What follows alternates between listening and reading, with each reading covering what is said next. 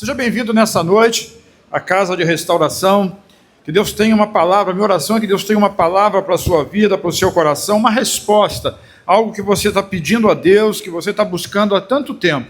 Que o Senhor te dê a resposta hoje. Que hoje seja o dia aceitável, que seja o dia da alegria do seu coração. Que essa palavra da parte do Senhor venha ao encontro da sua necessidade e que você saia daqui abençoado, mais do que abençoado, em nome do Senhor Jesus. Você diz amém comigo? Ah, glória a Deus. Nós estamos numa sequência, se você tem acompanhado os cultos, nós falamos na semana passada a respeito do ladrão de sementes. E nós vimos que existe um ladrão de sementes ativo, trabalhando para roubar a sua bênção. Por quê? Como nós já vimos, no padrão do reino de Deus, no padrão de Deus, tudo funciona em cima do plantar e do colher. Plantar e colher, plantar e colher. Desde que o mundo é assim, e até o último dia vai continuar sendo da mesma forma. Então o que o Senhor faz conosco? Ele planta uma semente, Ele planta uma palavra no nosso coração, e essa palavra, a expectativa é que ela possa morrer na terra, ela possa crescer, brotar, se tornar uma planta, essa planta vai dar fruto, e esse fruto vai ser abundante na sua vida. Deus trabalha assim, Deus trabalha dessa maneira. Você pede uma coisa a Deus, Ele planta em você uma semente. Você faz um pedido, coloca aqui, escreve lá, ora a Deus, e Deus coloca na sua vida uma semente. Agora o trabalho do inimigo, nós já vimos isso na parábola do semeador, Jesus deixa isso muito claro. O inimigo, ele vem roubar. Jesus já havia dito isso, ele vem matar, roubar e destruir. Ele quer matar a semente antes dela ser plantada, e se ela for plantada, ele quer roubar essa semente antes que ela nasça, e se ela nascer, ele quer destruir essa semente antes que ela possa dar fruto. E essa semente está no seu coração. E nós estamos hoje aqui para desmascarar esse inimigo e para revelar a estratégia dele em roubar a sua semente, em roubar a sua bênção. Por quê? Porque você é um abençoado. Diga, eu sou. Mas alguém pode dizer assim, puxa, pastor, se eu sou abençoado, como é que ele vai roubar a minha bênção? Aí você precisa vir quinta-feira no culto. Quinta-feira eu ensino todos esses detalhes, nos mínimos detalhes, com o estudo bíblico. Nós temos uma posição em Cristo. A minha posição é de abençoado. Diga, eu sou abençoado. Mas às vezes ao longo de um dia, por exemplo, a gente tem momentos, tem estados. Quando alguém aborrece você se irrita, aí você parece que perdeu a posição de abençoado. Mas não, é só o seu estado. Alguma coisa atrapalhou a sua vida, você teve um pensamento ruim, uma notícia ruim, algo no trânsito, no seu trabalho, e você ali perdeu a graça. Às vezes deu vontade de falar alguma coisa, e talvez tenha até mesmo falado, mas aquilo é só um estado, é momentâneo, não muda a sua posição. Por quê? Porque a sua posição foi conquistada em Cristo. Nós cantamos aqui, ele foi julgado, ele foi condenado, ele morreu. E como ele morreu, nós morremos com ele. Ele pagou o preço para que nós fôssemos grandemente abençoados, altamente favorecidos e profundamente amados. Então isso é uma posição, não vai mudar. Agora o seu estado de espírito, às vezes, ele muda durante o dia. E nós precisamos entender a diferença entre uma coisa e outra. E o que o inimigo quer é plantar sementes na sua vida de maneira que você não possa desfrutar da sua posição. Vamos repetir qual é a nossa posição? Diga, eu sou grandemente abençoado. E ele vem colocar sementes de dúvida no seu coração. E coloca assim, e olha que ele faz isso na primeira pessoa. Qual é a primeira pessoa? Eu. Ele coloca na primeira pessoa para você entender que é você que está pensando, mas não é. É uma estratégia, é uma mentira. Ele é mentiroso, o pai da mentira, ele é o enganador. É o único poder que ele tem, é de enganar. E ele coloca um pensamento na sua cabeça e você acredita naquilo como se fosse seu e diz assim, eu não sou abençoado, como eu posso ser abençoado? E nesse exato momento eu tive vontade de fazer isso, eu tive vontade de fazer aquilo, eu pensei aquilo outro, ou eu até cheguei a fazer alguma coisa. Esse é o seu estado, momentâneo e passageiro. Mas a sua posição em Cristo, ela não é alterada. Sabe, o diabo ele vem semear esse tipo de história, esse tipo de conversa, esse tipo de mentira, justamente para nos desviar. Nós vimos a semana passada, você vai lembrar, se não lembrar, está lá no YouTube, no meu canal, assista, por favor, e você vai entender. Quando Deus veio, mandou Gabriel falar com Zacarias, Zacarias quase perdeu a bênção. quase perdeu. Ele estava orando há muito tempo para ter um filho, quando o anjo chegou e disse, você vai ter um filho. Ele disse, como é que eu posso acreditar nisso? E quase perdeu a bênção. Quase perdeu a bênção. Só não perdeu porque o anjo, apesar de chateado com ele, botou ele mudo durante toda a gravidez da sua esposa, para que a língua dele, para que a boca dele não interrompesse o poder e a bênção de Deus na vida dele. Não é maravilhoso isso? Deus é maravilhoso quando Ele cuida de nós, nos mínimos detalhes, e Ele quer abençoar você. Mas o ladrão de sementes, ele está aí ativo para poder roubar as sementes. E ele trabalha assim intensamente para tirar de você o desfrute. Você é abençoado, mas muitas vezes não está desfrutando da bênção de Deus na sua vida.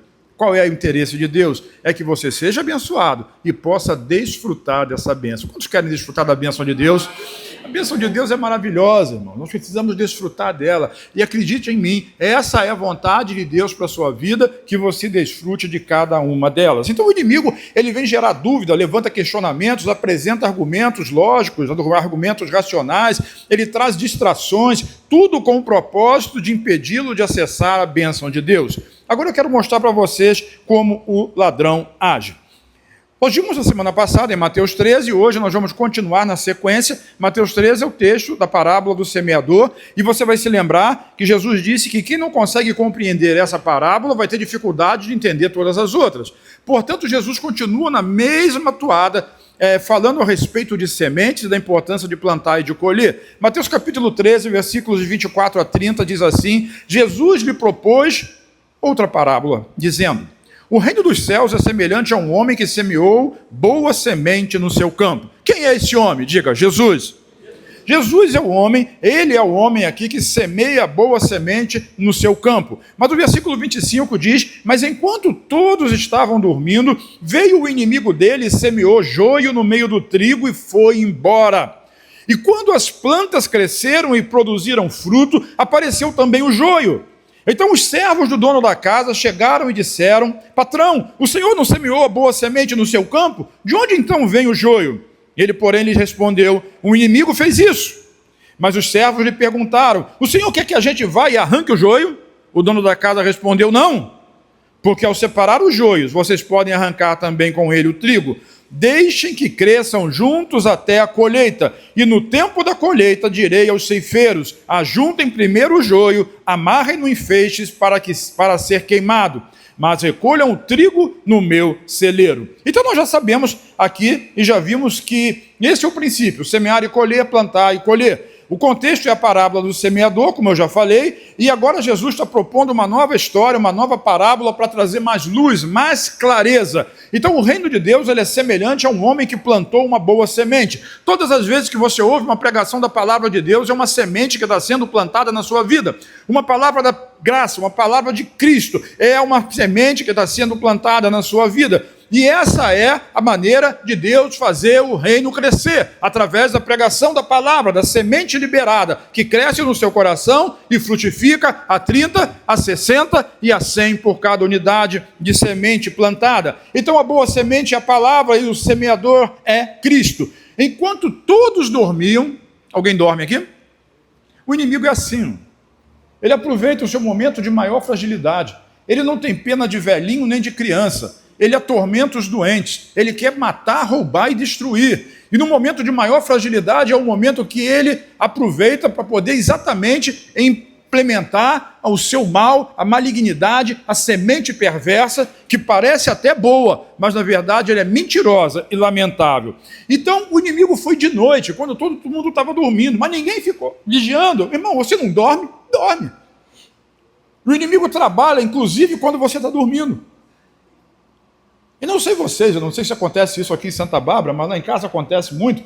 Às vezes a gente dorme cheio de fé, mas durante a noite você vai passando a noite, vai ter sonho, não vai ter sonho, vai acordar, e quando acorda parece que aquela fé toda do dia anterior sumiu, desapareceu. Você precisa começar tudo de novo. O inimigo trabalha para desanimá-lo e para destituí-lo da fé necessária durante a noite, enquanto você dorme. Acredita em mim no que eu estou lhe dizendo. É assim que ele faz. E ele plantou sementes, ele plantou o joio no meio do trigo. Ele semeou algo perverso no meio da semente boa que foi plantada pelo Senhor Jesus. Então as sementes boas de Deus, elas são legitimamente plantadas na sua vida.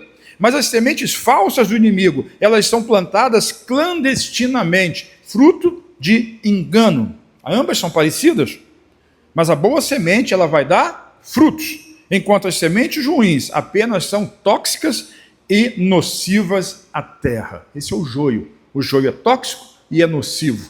Ele atrapalha o desenvolvimento, ele prejudica a terra e atrapalha a boa semente. Enquanto o trigo, que representa a boa semente, ele cresce, ele frutifica e quando ele dá fruto, ele se curva. Depois você procura lá a inteligência artificial, bota no Google lá, diz para mim a diferença entre o joio e o trigo. E olha lá o que a própria inteligência artificial vai dizer para você. Vai dizer que eles são iguais, até crescerem são iguais. E a diferença deles é no final, quando eles dão fruto. O trigo, por causa do peso do trigo, ele se curva, enquanto o joio permanece ereto. A boa semente, ela reconhece Deus, porque ela vem de Deus e ela frutifica. A semente ruim, ela é obra da carne. Ela não enaltece a Deus, enaltece a carne, a vontade do homem, e não frutifica. Ela produz obras da carne. E existe uma diferença grande entre fruto do Espírito e obras da carne. Alguém diz amém comigo? Então o que acontece? O inimigo ele vem distorcer a verdade. Olha, eu vou dizer uma coisa para você. Ele fez isso com Jesus. Jesus ficou 40 dias no deserto em jejum. E ele aproveitou a fraqueza de Jesus e disse assim, tu não é o Filho de Deus? Ou melhor, se és o Filho de Deus, ele ainda questionou a posição de Jesus. Quantos aqui são filhos de Deus? Mas quando você tem um problema qualquer, comete um pecado, e assim você tem uma carinha de crente, mas eu sei que você peca de vez em quando. Só de vez em quando, por favor, tá? Eu sei que você peca de vez em quando. E aí quando acontece isso, o inimigo sabe o que ele coloca na sua cabeça? Eu sou crente. Por que você está pecando? É o que ele faz. Ele semeia a semente ruim. Para Cristo ele disse, você é o Filho de Deus? Pô, se você é o Filho de Deus, você tem poder, transforma essa pedra em pão. Se você é Filho de Deus, por que está passando essa necessidade? Se é o Filho de Deus, por que está com esse problema? Se é o Filho de Deus, por que está passando por aquilo outro? Dá ordem para que isso mude na sua vida. É assim que ele faz. Parece piedoso, mas é ilegítimo, é ilegal, é surreal. E Jesus responde a ele com a própria palavra. Nem só do pão, mas de toda semente, de toda palavra, de toda semente, de toda palavra, de toda semente. A palavra de Deus, ela é semente. Então, de toda palavra que sai da boca de Deus. Esse é o verdadeiro alimento que muda, que transforma e que restaura. Não à toa, Paulo diz lá em Romanos, capítulo 1, versículo 16, não me envergonho do evangelho, porque ele é o poder de Deus para a salvação de todo aquele que crê. Eu quero dizer uma coisa para você. Quando a mentira é aceita, as suas sementes verdadeiras foram roubadas. E talvez mesmo antes de dar fruto para você. E é por isso que você não está experimentando, desfrutando da presença de Deus, da bênção de Deus na sua vida. Mas eu quero dizer que, a despeito de qualquer coisa, você continua sendo um abençoado. Diz, eu sou. E nessa noite eu profetizo sobre a sua vida, que a sua posição vai dominar e vai preencher completamente o seu estado. Então, no seu dia a dia, no meio da dificuldade, das situações e das circunstâncias naturais, você vai sempre se lembrar de quem você é em Cristo, profundamente amado, grandemente abençoado, altamente favorecido. Quem crê comigo diz amém. Deixa eu dar exemplos para você conseguir entender isso melhor. Repete comigo assim, o joio na igreja dos Gálatas. Mas pode semear joio dentro de uma igreja? Pior que pode. Basta começar a semear em alguém. E esse alguém, ele se transforma num multiplicador de joio. E semeia em outro, que semeia em outro, que semeia em outro. E daqui a pouco você tem uma plantação misturada. Se você conhece o Antigo Testamento, você sabe que uma das ordens de Deus é para que não se misturassem sementes. Não se podia misturar sementes, dois tipos de semente no mesmo campo. E é isso que o inimigo faz, misturar, porque ele quer inutilizar a boa semente para que a semente ruim possa permanecer. Vamos ver o que aconteceu na igreja dos Gálatas. Paulo foi quem pregou e quem plantou aquela igreja. Aliás, isso é uma palavra curiosa, não é mesmo? Quando a gente vai abrir uma igreja, alguém diz assim, você está fazendo o que eu estou plantando igreja. Porque essa é a vontade de Deus, é plantar e colher. Está plantando uma igreja, está plantando uma célula, está semeando uma vida, é assim que funciona. Então Paulo pregou o evangelho pessoalmente naquela região da Galácia, ele plantou uma igreja. E qual é a base da pregação de Paulo? A pregação de Paulo são sementes que ele lançou naquele lugar. Então Paulo usava como semente a graça de Deus em Cristo Jesus, que se entregou na cruz para salvar todos aqueles que crescem nele como seu Salvador. Essa é a base da pregação, a salvação através de Cristo. A salvação através de Cristo que se entregou na cruz como oferta, para que todo aquele que nele crê não pereça, mas tenha a vida eterna. O próprio Jesus, ele falou assim em João capítulo 12, versículo 24, onde disse assim, em verdade lhes digo, se o grão de trigo caindo na terra, o que ele disse? Se o grão de trigo caindo na terra, ele não morrer, fica ele sozinho, mas se morrer, você já ouviu aqui, mas se morrer, Jesus morreu, ele foi colocado na terra, abriram uma caverna, botaram ele lá dentro e fecharam a porta da caverna com uma pedra rolante, e a partir daquele momento, irmão, Deus tinha quantos filhos? E hoje ele tem quantos filhos? Quantos aqui são filhos de Deus? Aleluia. Calma lá, 1, 2, 3, 4, 5, 6, 7, 8. Tem muita gente para contar. Só que em Santa Bárbara deve ter umas outras 5, 6, 10 igrejas? Mais? 27. Cheia de filho de Deus aí. Era um. O grão de trigo caindo na terra, se ele não morrer, ele fica sozinho. Mas morrendo, ele dá muito fruto. Lá no Jardim Catarina são mais de 500.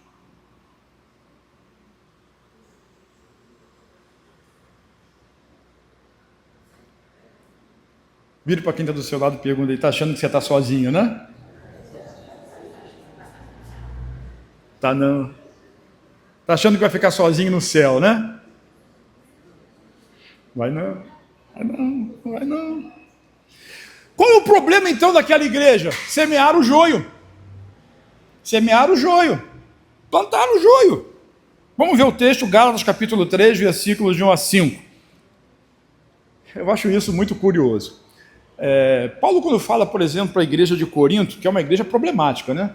Tinha pecado naquela igreja pra caramba. Mas você vai ler 1 Coríntios, lá começando a carta, Paulo vai chamar eles assim de santos, irrepreensíveis, não lhes falta nenhum dom, homens e mulheres cheios do Espírito Santo. É assim que ele se apresenta, é assim que ele fala com a igreja. Na carta, ele escreve assim, dessa maneira, depois você procura lá. Aí quando ele vai passando alguns versículos, ele diz assim, depois de dizer que é santo, que é repreensível, que é amado, que é cheio do Espírito Santo, ele diz assim, olha, não dá para tolerar que uma pessoa vá dormir com a própria madrasta. Mas ele não deixou de dizer que a igreja ela era o quê? Santa, irrepreensível, cheia do Espírito Santo. Agora, quando ele fala com a igreja de Gálatas, ele fala diferente, o tom é pesado. Por quê? Vou dizer para você porque não precisa responder. Porque Jesus, quando ele morreu na cruz, ele pagou o preço do seu pecado. Ou seja, Jesus não tem medo de pecado. Ele tem um nome que está acima de todo nome. Qual o nome do seu pecado? Não importa. O nome de Jesus está acima. Qual o nome do seu problema? O nome de Jesus está acima. Jesus não tem medo de pecado. O que Jesus pode fazer, ou o que atrapalha Jesus de trabalhar na vida de uma pessoa? É exatamente essa semente que foi plantada na igreja dos Gálatas. Preste atenção. Paulo começa dizendo assim, ó Gálatas, lê comigo, me ajuda, ó Gálatas. Se fosse hoje, ele diria assim, quem foi o endemoniado que enfeitiçou vocês? Olha como ele está falando, como a palavra é pesada, a palavra é dura, é uma palavra de correção. Por quê? A igreja pecou? Não, ou sim, ou muito mais. Porque o que eles estavam fazendo é recebendo uma semente ruim, e essa semente ruim tirava eles de debaixo da graça, do favor e da bondade de Deus. E se você não tem Jesus na sua vida, você não tem nada. Você pode pecar, mas você está em Cristo e a sua posição não muda, vai ser disciplinado. Deus vai pegar lá no seu pé, e às vezes severamente, mas você continua sendo filho. Nada vai fazer com que você deixe de ser filho. Ponto. Agora, quando o indivíduo está colocando-se numa posição de querer deixar a cobertura do próprio Deus e a graça de Cristo, Cristo não pode fazer nada por alguém que não quer ficar debaixo dele. Então isso é muito grave. Essa é a principal e a pior de todas as sementes malignas semeadas na vida de quem quer que seja. Então ele diz assim: ó Gálatas insensatos, quem os enfeitiçou? Não foi diante dos seus olhos que Jesus Cristo foi exposto como crucificado? E ele continua dizendo assim: gostaria de saber apenas uma coisa. Imagina que ele devia estar muito bravo, hein? Eu queria saber apenas uma coisa: foi pela prática da lei que vocês receberam o Espírito Santo ou pela fé naquilo que ouviram? O próprio Paulo diz assim: a fé vem pelo e ouvir a pregação da palavra. Então, quando você foi cheio do Espírito Santo, foi batizado no Espírito Santo, por quê? Porque você nunca matou ninguém? Porque você nunca roubou ninguém? Porque você era bom e merecia aquilo? Poxa, mas a Bíblia diz que todos pecaram. Será que eu faço parte de todos? Todos são? Todos. Olha, sinto muito. Isso inclui você, tá? Todos pecaram e estão separados, destituídos da glória de Deus. E se todo mundo pecou e está separado de Deus, ninguém tem mérito próprio. O mérito é de Jesus. Ele é o nosso, diga, Salvador. Então o mérito é dele, nós precisamos estar nele. Qual é a semente maligna que foi plantado? Eles estavam querendo deixar de seguir a Cristo ou misturar a semente de Jesus com outras sementes malignas. Então nós vamos seguir a Jesus porque nós cremos em Cristo, mas nós vamos também sacrificar o carneiro, nós vamos também ir para o templo fazer oferta, nós vamos fazer isso e vamos fazer aquilo e vamos, circuncidar, e vamos apresentar a criança aos 8 dias, e queria continuar cumprindo a lei, e colocando a lei no mesmo patamar de Cristo. Então Paulo, que semeou a boa semente, ele fica indignado, e diz: Gálatas insensatos, se vocês receberam o Espírito pela pregação da fé, por quê? Por quê que vocês estão querendo retornar? Olha o versículo 3. Será que vocês são tão insensatos que, tendo começado pelo Espírito, querem agora se aperfeiçoar pelo esforço próprio? Aquele que lhes dá o seu Espírito, quem é que dá o Espírito? E opera milagres entre vocês. Ele realiza essas coisas pelas práticas da lei ou pela fé com a qual você recebeu a palavra? E ele coloca essa pergunta: o que aconteceu com aquela igreja? Uma semente maligna foi semeada. É o joio plantado no meio da igreja. Paulo chama esse semeador maligno de feiticeiro. E a semente maligna, como eu já disse, ela apontava para a necessidade de obras da carne para a salvação, mesmo diante de Jesus exposto e crucificado em favor deles. A mensagem para essa igreja foi a mais dura de todas. As outras tinham problemas com pecado, com comportamento, mas essa estava substituindo a verdadeira semente pela falsa. E isso não pode ser aceito. Então ele questiona de onde veio o poder, a unção do Espírito Santo. O Espírito Santo não vem no mérito da pessoa, mas ele vem pelo favor de Deus e pelo aquilo que o Senhor Jesus fez. Eu não sei se você se lembra disso. Muita gente não tem a perseverança, né, de continuar buscando e esperando o processo. Qual é o processo? Planta, a planta cresce, frutifica e depois você colhe. Então, certa vez, Jesus estava no Monte das Oliveiras e com ele tinha 500 irmãos. Eu quero profetizar que você vai lá no Monte das Oliveiras comigo. Pode ser que Jesus volte antes. Aí você vai também comigo, mas vai depois da volta de Jesus. Mas de uma forma ou de outra você vai chegar lá. E quando ele estava no Monte das Oliveiras, ele começou a subir para o céu. Mas antes ele diz assim: vocês permaneçam em Jerusalém, até que do alto vocês sejam revestidos de poder. E ser-me-eis as testemunhas. Atos 1:8, né? Aqui em Jerusalém, em toda a Judéia e Samaria e até os confins da terra. E aí subiu. Subiu. Qual a ideia? O que Jesus mandou fazer? Permanecer. Ali ele estava fazendo o quê? Plantando uma semente. E essa semente nasceria 40 dias depois. Quantos dias? 40 dias. Ali tinha cerca de 500 pessoas. Amém? Aí no dia de Pentecostes, 40 dias depois, tinha 500 pessoas lá? Não. Aí só tinha 120. Onde é que estavam os outros 380? Tem gente que não consegue esperar o processo. Tem um processo. A semente foi plantada. Jesus disse, fica aí, até que do alto você seja revestido de poder. Não adianta vocês irem pregar o evangelho na força do braço. Vocês precisam pregar o evangelho no poder e na unção do Espírito Santo. E eu quero dizer para você, irmão, às vezes as coisas não estão dando certo na sua casa, na sua família, na sua vida, é porque você está trabalhando demais na força do braço. Seja humilde. Aliás, Jesus fala sobre isso em Mateus 5, que bem-aventurados são os humildes de coração, porque deles é o reino de Deus. Quem é humilde de coração? É aquele que reconhece Jesus como sendo o centro e trabalha na força do Senhor Jesus e no Espírito Santo. Eu acho que Jesus disse isso, né? Me ajuda aqui. Eu acho que ele disse assim, eu sou a videira e vocês são os ramos. Toda vara que está em mim e dá fruto, o Pai a levanta e poda para que dê mais fruto ainda. E aquela que não dá fruto, ele cuida para que possa dar fruto, porque sem mim, o que ele disse? Sem mim nada podeis fazer. O humilde é aquele que reconhece Jesus e que em todas as situações da sua vida, ele coloca Jesus na frente. Está me entendendo? Diz amém? Isso é trabalhar pelo Espírito. É isso que aquela igreja não estava compreendendo. Nós precisamos trabalhar no Espírito, e às vezes a gente não desfruta da bênção de Deus, porque a gente está trabalhando demais na força do braço. Eu não estou dizendo que você não vai trabalhar. Você vai trabalhar, mas não é a força do seu braço que vai fazer você prosperar. Você lê a Bíblia, o Salmo 127 diz assim, que é inútil trabalhar muito, dormir tarde e acordar de madrugada. Se Deus não te abençoar, você não consegue edificar a sua casa. Você precisa do favor de Deus. Quantos têm um favor de Deus aqui? Glória a Deus. Eu ia cantar um pedacinho da música aqui, mas eu olhei para o pastor Luiz e desisti. Ele vai querer me colocar na turma dele de canto. É o favor de Deus que abre as portas para mim. Por favor. E quando a porta é aberta, o que você faz? Aí você trabalha.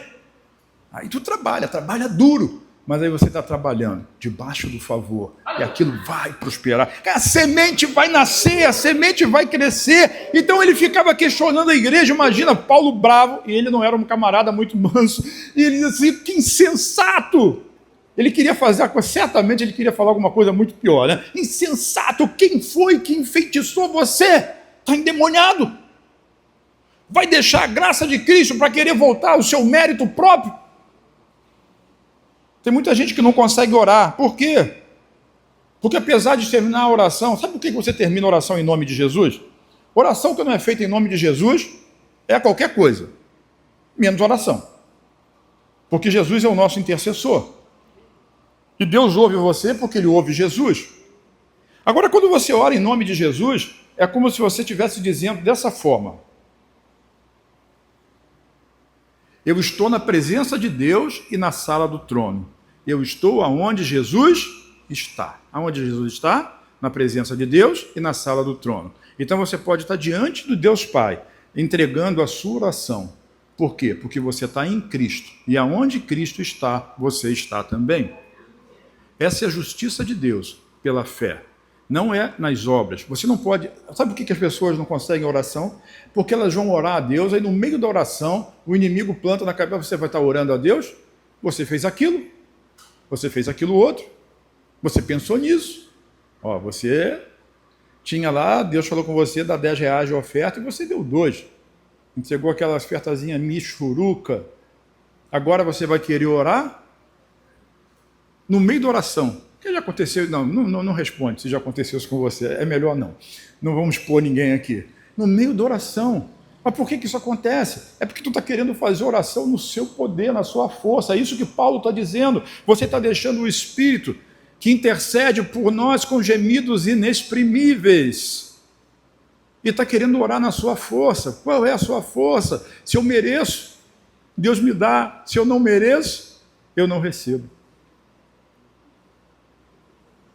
Vire para quem está do seu lado e diz assim: Deus não está limitado ao que você pode ou não pode fazer. Jesus, ele é poder ilimitado. E esse poder está em nós. E nós estamos nele. Quantos creem nisso? Diga amém.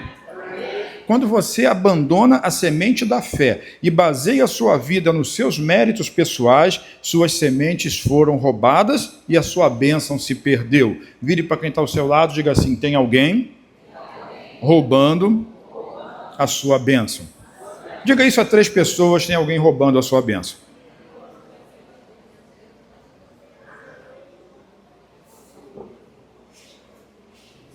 Vamos ver um outro exemplo? O próprio Paulo cita Abraão e fala a respeito da vida de Abraão entre a semente e a colheita. Então vamos ilustrar dessa forma.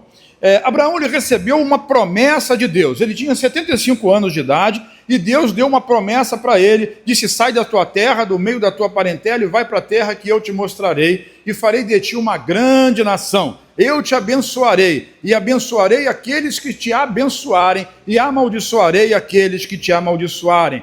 Você será uma bênção. Diz amém? Amém. Ele recebeu essa palavra, e essa palavra era uma semente no seu coração. E essa palavra já havia sido dada ao seu pai, Tera, e Tera chegou até Ur dos Caldeus. Agora em Ur dos Caldeus, Deus chama Abraão, e Abraão continua naquele percurso da terra da promessa e da conquista da promessa que Deus havia feito para ele. Então aquela semente brotou no coração de Abraão, e apesar de tantas vezes tentarem roubá-la, no fim ela cresceu, ela brotou, ela multiplicou extravagantemente. Aleluia.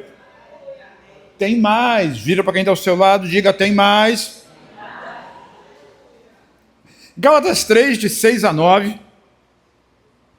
Eu ia dizer que o pastor Léo está me atrasando, né? Mas ele consegue me atrasar de lá. Ele me atrasa até quando ele não vai. Gálatas capítulo 3, versículos de 6 a 9, diz assim: considerem o exemplo de Abraão. Ele creu em Deus e isso lhe foi creditado como? Que justiça é essa? É a justiça própria dos méritos dele? Não. É a justiça da fé. Diga: justiça da fé. Então a justiça da fé foi colocada como crédito. Entrou um crédito na sua conta. Bateu um pix de Deus lá. E esse...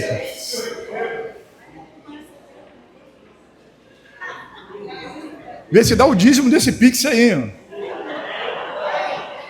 Bom... E o Pix não é dinheiro, o Pix é: você é justo em Cristo Jesus. Mas essa justiça não tem nada a ver com o seu comportamento. Tem a ver com a sua fé. Porque você creu na promessa. Deus está falando isso. Ele creu em Deus, Paulo está falando isso, ele creu em Deus e isso lhe foi creditado como justiça. A justiça da fé. Então, estejam certos disso, versículo 7, portanto, de que os que são da fé, tem alguém da fé aqui? Então estejam certos, portanto, de que os que são da fé, esses é que são filhos de Abraão. Tem um monte de judeu lá em Israel, aqui no Brasil, em todo lugar, e eles são descendentes de Abraão na carne, no sangue. Mas o que Deus está dizendo é que os verdadeiros descendentes de Abraão somos nós, os que cremos, porque Abraão creu, e isso lhe foi imputado como justiça. Essa é a justiça da fé através de Cristo Jesus, aonde não tem o seu mérito, mas tem o mérito dele, e pela fé você consegue receber. Aquele que não cometeu pecado, Deus o fez pecado por nós, para que nele fôssemos feitos justiça de Deus. Abraão creu, e isso lhe foi imputado como justiça. Então esteja atento a isso, apercebido disso. Versículo 8 diz assim: prevendo a Escritura que Deus justificaria pela fé os gentios, anunciou primeiro as boas novas. Anunciou o quê? Boas novas. Você conhece isso? Aqui tem um monte de crente inteligente, experiente. Boas novas no Novo Testamento tem um outro nome que a gente chama de Evangelho. Há 600 anos antes do Egito, antes da terra, lá atrás, não tinha lei, não tinha nada. Deus anunciou para Abraão o Evangelho. E Abraão creu. O que ele fez? Creu. Por que ele é o pai da fé? Porque ele tinha um excelente comportamento? Ele é o pai da fé porque ele creu. E a sua fé lhe acreditou justiça. A justiça de Deus que vem através da fé. E diz assim, por meio de você, Deus diz para Abraão, todas as nações serão abençoadas. Onde estão os filhos de Deus hoje? Mas ali na Argentina tem filho de Deus? Lá na China? Na Nigéria? Nos Estados Unidos? Na Inglaterra? Na França? Na Rússia? Todas as nações da terra são abençoadas através da descendência de Abraão. Nós somos a descendência de Abraão. Eu acho que eu li com vocês quinta-feira, não li? Que a natureza espera, a criação espera a manifestação dos filhos de Deus. Para quê? Para que toda a terra seja abençoada. A terra é abençoada através da nossa vida. Não é maravilhoso? Essa é a justiça de Deus, que é pela fé. Eu acho isso maravilhoso. Oh, meu Deus. Como é que alguém pode não ser crente? Não consigo entender. Eu acho que só pode não conhecer essa verdade. Não é possível. Versículo 9 diz assim, assim os que são da fé são abençoados. Tem algum abençoado aqui? Assim os que são da fé são abençoados juntamente com Abraão, homem de fé. Então essa promessa aponta diretamente para nós que cremos. Essa promessa é minha. Nós somos os verdadeiros filhos de Abraão. Ele creu em Deus e isso lhe foi acreditado como justiça. Deus estava pensando em mim. Diga, pensando em mim. Segura na mão da pessoa que está ao seu lado. Diga, pensando em nós. Nós os que cremos, porque assim como Abraão foi justificado pela fé, nós também seríamos. E hoje nós já somos. Essa é a nossa realidade. Por isso nós somos tão abençoados. Abençoados como foi Abraão, nosso pai na fé. Diga assim, eu posso desfrutar dessa verdade. Dá um aplauso ao Senhor Jesus e dá um glória a Deus aí.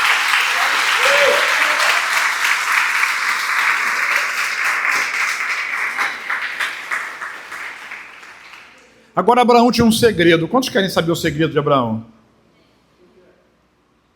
Fiquei decepcionado com essa igreja. Se tem uma coisa que a igreja gosta de saber, é segredo. Na linguagem gospel é mistério. Mistério é segredo. Quantos querem saber o segredo? Porra, fofoca, hein? Mas essa você pode contar para todo mundo. O problema é que aqueles segredos que pode contar para todo mundo, ninguém conta. Aquele que não pode, conta. Mas aquele que pode, ninguém quer contar. Abraão tinha um segredo. Qual é o segredo de Abraão? Pergunta para quem está do seu lado, qual era o segredo de Abraão? O segredo de Abraão era crer, diga crer, e continuar crendo. Fala isso para a pessoa que está do seu lado. Creia e continue crendo.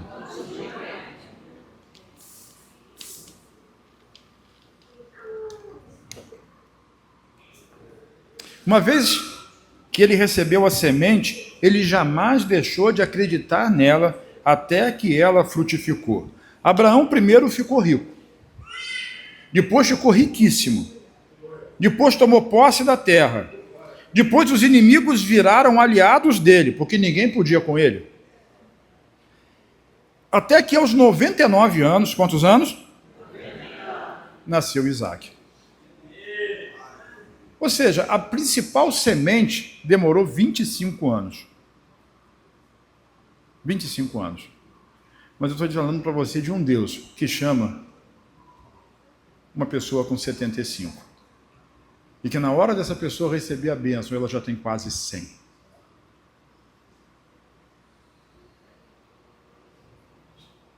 Qual era o segredo de Abraão? Ele creu e continuou crendo. Apesar dos pesares. Vou dizer uma coisa para você. O tempo não pode ser um ladrão de semente na sua vida. O tempo não pode roubar as suas sementes. Creia como o crente Abraão. Por isso nós somos filhos de Abraão. Porque nós cremos e continuamos crendo. Romanos capítulo 4, diz assim, 17 a 24. Como está escrito: Eu o constituí pai de muitas nações. Ele é o nosso pai aos olhos de Deus em quem creu.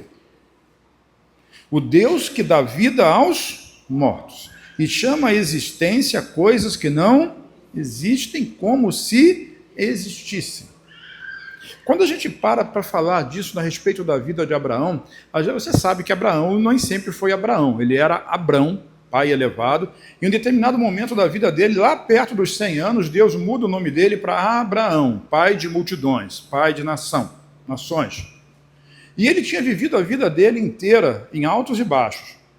Abraão errou, Abraão pecou, Abraão teve um filho com a sua serva, Abraão disse que a sua mulher era sua irmã, ele se meteu em algumas confusões, ele teve grandes vitórias, como qualquer um de nós, ele oscilou na vida, ele teve momentos de um estado ruim e momentos de um estado bom, mas a posição dele em Deus nunca mudou, porque ele sempre creu. Então, por isso, ele é o pai da fé. Então, chega num determinado momento da vida dele que Deus diz assim, agora eu vou mudar a sua história. E como é que ele muda a história de uma pessoa? Mudando a sua linguagem. Repete, mudando a sua linguagem. Então, o nome de Abrão agora passou a ser Abraão. E todas as pessoas, quando se referiam a ele, diziam, você é Abraão, que significa você é pai de multidões. Então, por exemplo, o Tiago, eu coloquei o nome de Tiago. O que significa isso? Que toda vez que você chama o Tiago pelo nome dele, você está dizendo para ele que ele é aquele que supera as dificuldades, aquele que passa por cima das dificuldades e vence. É o que significa o nome dele. Daniel é juiz de Deus. Então, toda vez que você chama Daniel, pastor Daniel, você está dizendo que Deus faz justiça através da palavra da vida dele, porque esse é o nome dele. Então, cada um de nós tem uma representatividade. E quando é Deus que faz isso, ele está dizendo que Abraão seria pai de multidões, quando Abraão já tinha mais de 90 anos e não tinha filho nenhum. É o que ele está dizendo aqui. Ele chama à existência coisas que não existem. Não deixa o tempo roubar a sua semente. Talvez você tenha tido promessas na sua vida lá atrás. Talvez nesse meio tempo, entre o tempo que você recebeu aquela promessa, você tenha até desviado da igreja. Feito no mundo, não sei, se desviou, andou distante, mas agora voltou. E eu quero dizer para você, não permita que, e vou dizer a terceira vez, não permita que o tempo roube a sua promessa. Porque a promessa de Deus, ela não pode ser perdida com o tempo. Deus é fiel, diga, Deus é fiel. Deus é fiel a quem? Deus é fiel à palavra dele. Ele vela pela sua palavra para que ela se cumpra. Deus é fiel à palavra. Se ele deu uma palavra, ele vai cumprir. A única chance da bênção não se cumprir na sua vida é se você não quiser. Porque ela é condicionada hoje à fé. Você crê? Você recebe. Paulo diz isso. Em cada uma das promessas de Deus, nós temos em Cristo o sim. E cabe a nós dizer o problema é que nós precisamos dizer o amém. O que significa esse amém? É você acreditar naquela promessa. Lembra de Zacarias? Quem lembra de Zacarias semana passada? Quase perdeu, né? Como é que eu posso acreditar nisso? E Gabriel ficou muito zangado com ele. Eu sou Gabriel. Eu vivo na presença de Deus. Agora tu vai ficar mudo, porque a sua boca pode anular a bênção que está vindo sobre a sua vida. Às vezes a gente é um murmurador, reclamador da vida, reclamador das circunstâncias, reclamador das situações, murmura o tempo todo e Deus não tolera isso. Isso está anulando, está roubando. Às vezes o ladrão da sua semente é você mesmo que está roubando. Você está se roubando, está se prejudicando. Mas isso não acontece aqui não, né? Não, isso é coisa com o pessoal lá de São Gonçalo, isso é coisa de gonçalense. Não deixe que o tempo roube a sua semente. Mas Deus não é só aquele que chama a existência coisas que não existem, ele também é um Deus que dá vida aos mortos. Como é que Abraão podia saber disso, se até o momento em que Abraão viveu, nunca teve a história de ninguém ressuscitar? Mas ele sabia, e ele cria no seu coração. E quando é que isso se manifestou na vida de Abraão? Depois que Isaac nasceu e era um rapaz, Deus mandou que Abraão o oferecesse como sacrifício. E Abraão fez o que Deus mandou, não fez? E no momento de matar o garoto, de fazer o sacrifício, fazer a oferta, Deus não permitiu. Mas Abraão creu. O que Abraão creu? Que Deus ressuscitaria o seu filho dos mortos. E porque Abraão creu, isso lhe foi imputado como justiça. O Deus que dá vida aos mortos e chama à existência coisas que não existem, como se existissem. Deus tem uma bênção na sua vida, que tem uma pessoa que acha que não vai acontecer. Sabe quem é essa pessoa? É você mesmo. Mas tem uma pessoa que diz, vai acontecer. Sabe quem é essa pessoa? Aquele que fez a promessa. Você não precisa dar dinheiro para isso. Você não precisa subir nenhuma escadaria de joelho. Não precisa pagar penitência. Não precisa ficar 40 dias em jejum. Nem 30, nem 20, nem 3, nem 1 hora. Essas coisas não compram a bênção de Deus. Você só precisa crer. Entenda, sem fé... Sabe o que significa impossível? Impossível. Simples assim. Não vai agradar a Deus. Nada do que você faça pode agradar a Deus se você não crer que Ele é quem Ele é e que Ele é galardoador, presenteador daqueles que o buscam. Quantos buscam a Deus aqui? É isso que eu estou dizendo. O ladrão está roubando a sua bênção, porque você está olhando para a sua capacidade, para a sua natureza e não está olhando para Deus. E esse ladrão semeia durante a noite. Eu não gosto de falar de mim aqui, falei de manhã, vou falar de novo, mas assim isso não é bom. A gente fala muito de Jesus, aprende isso. Fala muito de Jesus, pouco de você mesmo e nada dos outros. Eu quero repetir, nada dos outros. Então fala muito de Jesus, pode falar à vontade. Pouco de você e nada dos outros. O diabo semeia enquanto está dormindo. Essa madrugada eu senti muita dor. E é um problema recorrente na minha vida. E eu estava orando, repreendendo aquilo no meio da madrugada, quando eu acordei sentindo o que eu estava sentindo, e Deus me deu uma palavra. Você me ajuda, Cauã, por favor? Bota o texto, acho que pode ser na NVI, de Provérbios, capítulo 3, versículo 5. E ele me deu esse texto. Por que Deus dá um texto? Porque um texto da Bíblia é uma semente. Uma palavra sempre é uma semente. O que eu queria? Ficar livre daquela dor. E o que Deus me deu? Curou a dor? Não. Ele me deu uma semente. Aí, e eu, deitado e pensando, Provérbios 3, 5, o que está escrito lá? E eu lembrei assim, lá está escrito assim, é Ele que sara as minhas enfermidades, dá saúde para o meu corpo e vigor para os meus ossos. Saúde para todo o meu corpo e vigor para os meus ossos. Mas não era Provérbio 3,5 esse texto. Esse é Provérbio 3,8. Provérbio 3,5 diz assim, ó. Vamos ler juntos?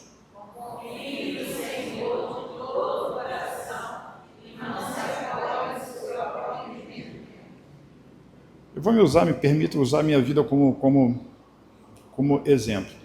Qual era o meu entendimento naquele momento? Eu estava sentindo dor. E o que Deus me dá como semente? Confie no Senhor de todo e não se apoie na dor que você está sentindo. Ele está dizendo, confie em mim. A dor é real? É, mas é natural. A palavra de Deus supera a enfermidade? Sim. Por que nós não recebemos a bênção? Porque não acredita. Porque a dor você sente. E a palavra você fica pensando assim, será?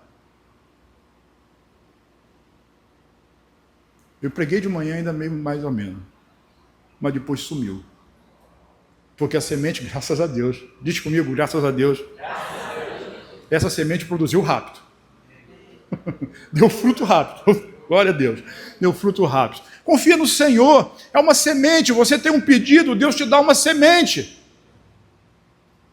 Uma semente. Uma semente é uma palavra. É uma promessa. E você precisa velar por essa promessa. Abraão velou por essa promessa há 25 anos. Ele desanimou no meio desse período? Sim. Pisou na bola, escorregou, caiu, mas levantou. E a posição dele não mudou. A bênção foi para ele. Então diz assim o texto, vamos continuar. Meu Deus, onde eu parei? 18. Então Abraão diga contra a esperança.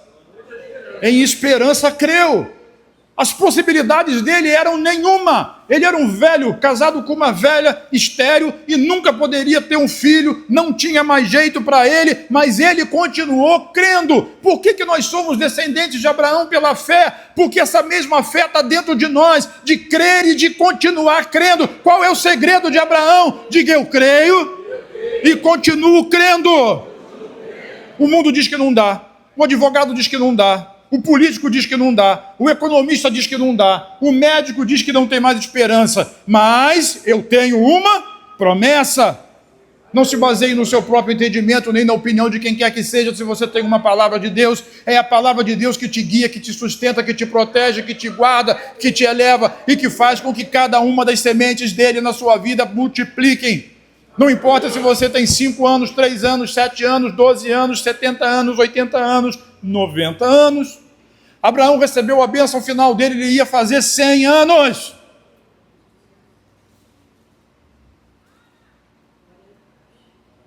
É que não tem muito tempo, eu fico viajando aqui, né? E a mulher olha para mim de cara feia. Até que hoje não, ela está feliz. O Salmo 91, vou aproveitar que ela está feliz. O Salmo 91, todo mundo gosta de lembrar do Salmo 90, que diz assim: a vida do homem é 70 anos, não é assim? 60, 70 anos, o que passa de 70 começa a ser canseiro e enfado. Velho, quando chega aos 70, gosta de dizer isso. Isso foi Moisés que escreveu, irmão, debaixo da lei. No Salmo 91, ele diz assim: aquele que habita no esconderijo do Altíssimo, à sombra do Onipotente, descansará. Direi do Senhor, ele é o meu refúgio, a minha fortaleza, o meu Deus em quem eu confio. Ele me livrará do laço do passarinheiro e da peste perniciosa. Me cobrirá com as suas penas e debaixo das suas asas estarei seguro. A sua verdade, ou seja, a sua palavra, é o meu escudo, é escudo e broquel, é o meu escudo de proteção. E ele vai continuando.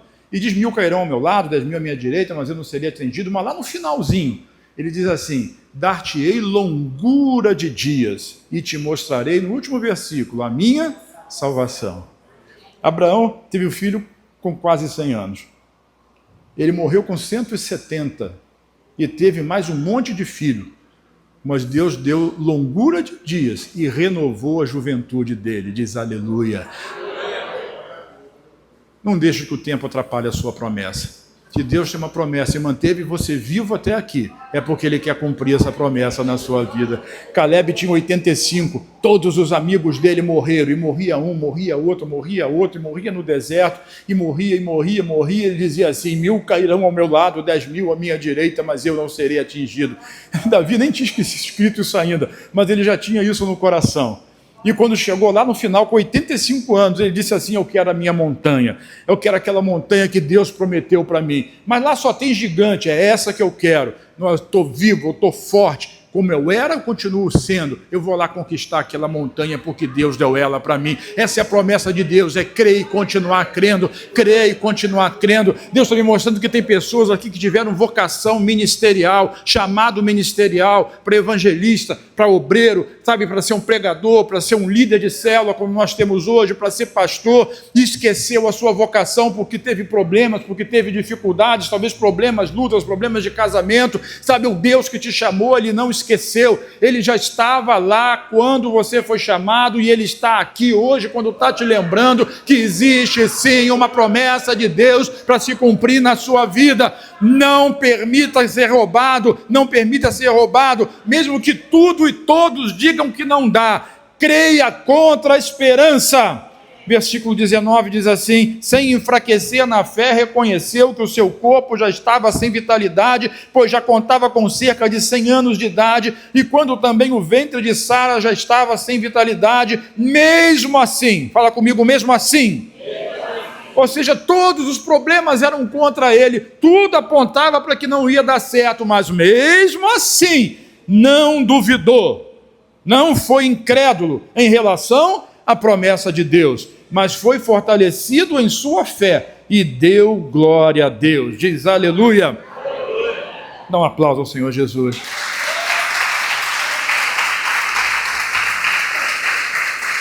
Essa história ainda não acabou. E se tem vida, tem alguém vivo? Se você tem vida, é porque a promessa de Deus ainda está em andamento na sua vida. Não despreze, creia e continue crendo. Deixa eu voltar só um pouquinho aqui. O final do versículo 18 diz assim: assim será a sua descendência. Assim como foi com Abraão, será também a sua descendência. A descendência de Abraão é Cristo, e nós somos a descendência de Cristo. Nós somos movidos pela fé. Deus está plantando hoje uma semente de fé no seu coração. Deus está hoje plantando uma semente de fé no seu coração. Sabe, na quarta-feira eu estava dando aula, eu abri oportunidade para todo mundo ir lá. Só o Norival foi daqui de Santa Bárbara, nem é da igreja, hein? E eu estava dando aula, Deus me mostrou na parábola do semeador, no livro, não sei se Marcos, no Evangelho de Marcos, capítulo 4, e ele aqui, em Mateus, ele dá sequência com o joio, e Marcos chama a atenção da parábola da candeia. Então ele termina de falar da parábola do semeador e começa a falar da candeia, e assim, não tem nada que seja oculto que não seja revelado.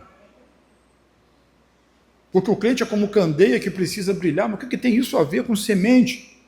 Então a gente precisa ter revelação para conhecer a palavra de Deus. As pessoas interpretam esse texto como se Deus estivesse dizendo assim: todos os pecados da sua vida serão revelados. Mas não, ele não está dizendo disso, ele está falando da parábola do semeador. E aquele que tem um coração como boa terra, esse vai produzir como? 30, 60 e 100. E ele diz: essa pessoa é como a candeia. A luz dela vai brilhar, porque as sementes vão se multiplicar. E essa candeia, ela vai ser colocada onde? No lugar mais alto. E ela vai iluminar toda a casa. Talvez a sua bênção tenha chegado só 30%. 30%. Mas um dia ela vai chegar a 60%. E também vai chegar a 100%. E quando chegar a 100%, você vai brilhar tanto que Deus vai colocar, você pode não gostar disso, mas Deus vai colocar você à vista de todas as pessoas. Porque eles vão dizer assim: só pode ter sido Deus que fez isso na vida deles. Você vai receber a bênção, mas quem vai ser glorificado? É Ele. Essa é a justiça da fé. Quem é abençoado? Quem é glorificado? Quem é abençoado? Quem é glorificado? Não tente inverter isso, porque você perde a bênção e ele não recebe a glória. Mas quando você recebe a bênção, quem é glorificado é Ele.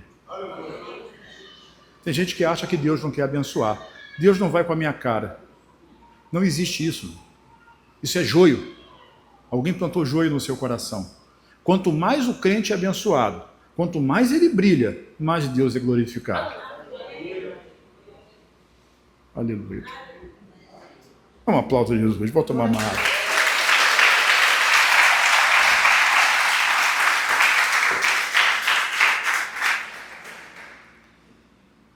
Mesmo assim, não duvidou, nem foi incrédulo em relação à promessa de Deus, mas foi fortalecido em sua fé e deu glória a Deus, estando plenamente convencido, versículo 21, de que ele era poderoso para cumprir aquilo que havia prometido. Em consequência, isso também lhe foi creditado como justiça. As palavras lhe foi creditado não foram escritas apenas para ele, mas também para nós, a quem Deus creditará justiça para nós. Nós que cremos. Cremos em quem? Versículo 24. Cremos naquele que ressuscitou dos mortos a Jesus, nosso Senhor. Quantos creem em Jesus? Então essa fé vai acreditar em você. Deus acredita em você a mesma justiça que Jesus tem. Diga: eu sou justo aos olhos de Deus. Sabe, essa justiça é a justiça da fé. Eu estou caminhando para o final. E o tempo já está corrido e eu não vou acrescentar muito mais coisa. Eu quero ler só mais um textozinho para vocês, para a gente poder concluir. Romanos capítulo 10, versículo 8. Bota esse texto para mim, por favor. Não sei se você pegou aí na NVI, Romanos 10, 8. Esse texto começa dizendo assim: mas o que ela diz? Está vendo aqui? Mas o que ela diz. Se você voltar um pouquinho, Paulo está falando ali da justiça da fé. Então ela aqui é a justiça da fé. O que a justiça da fé diz? Ela diz o seguinte: a palavra, quem? A palavra, ela é semente. Então a semente, vamos dizer a semente? A semente. Vire para quem está ao seu lado e diga assim, ela está perto de você. Às vezes a gente acha que está longe. Ela está perto de você. Ela está na sua boca e no seu coração. Isso é a palavra da fé que nós estamos proclamando. Por isso o provérbio diz assim, a morte e a vida, elas estão no poder. Quem sabe usar, come do seu fruto. Quantos creem nisso? Deus está restaurando sonhos hoje. Deus está restaurando promessas hoje. Hoje é uma noite de restituição, onde as promessas e os sonhos de Deus estão sendo restituídos a cada um de nós, a cada um de vocês. Então não permita que o ladrão de sementes roube. Não permita que o ladrão de semente tire de você essa possibilidade de receber aquilo que o Senhor Jesus já se comprometeu em te dar. Ele te ama. E Ele prova o seu amor em que Cristo morreu por nós na cruz quando nós éramos ainda pecadores. Você não é mais um pecador. Hoje você é um justo aos olhos de Deus. Às vezes até você tem momentos de pecador, mas para Deus você já é justo. Por que a justiça da fé? É porque você olha para você mesmo e vê assim, eu sou muito errado. Mas Jesus diz, você é muito justo. E você simplesmente crê. Se Deus está dizendo, é porque é. E quanto mais você crê nisso, mais você é transformado. Transformado de dentro para fora.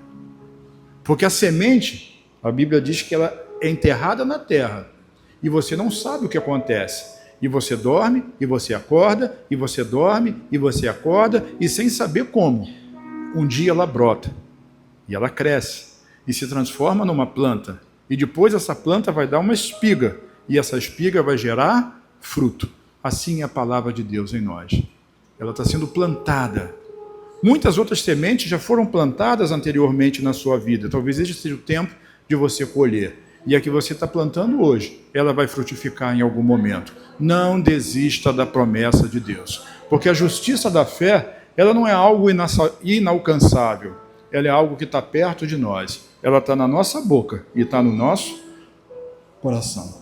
Por isso Abraão foi chamado de Abraão. Quando ele não tinha nada, Deus já chamava ele de pai de multidões. Talvez hoje você não tenha nada, mas Deus já chama você de abençoado. Grandemente abençoado. Talvez hoje você não veja o favor de Deus, mas Deus já chama você de grandemente, extravagantemente, amplamente favorecido por Ele. Lá em Jeremias 17, ele diz assim, nós somos como árvore plantada junto a ribeiros, assim é o justo, aquele que confia no Senhor, é como uma árvore plantada junto aos ribeiros de água, que dá fruto na estação própria, que as suas folhas, elas não murcham, e tudo o que faz, prospera. Mas antes ele fala do ímpio. Sabe qual a diferença do ímpio? O ímpio também ele é abençoado, mas ele não consegue ver a bênção. Então o capítulo 17 de Jeremias diz assim, não verá quando a bênção vier. A bênção passa e não percebe. Mas esse não pode ser você, porque você é uma árvore plantada. A árvore plantada por Deus, ela também passa pelo tempo da sequidão, ela também passa pelo tempo da provação, mas ela nunca, diga nunca, deixa de dar fruto. E as folhas jamais deixam de ficar verdes. Essa é a promessa de Deus sobre a sua vida. Quantos creem nisso, digam amém. Fica de pé comigo então em nome de Jesus.